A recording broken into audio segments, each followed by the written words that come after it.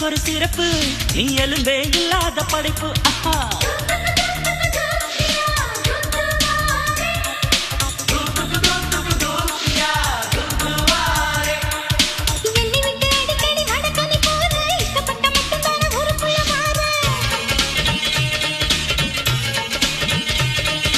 உன்ன போன பொம்பளைங்க தொந்தரவுனால காவி கட்டி போறது ரொம்ப நல்ல வேலை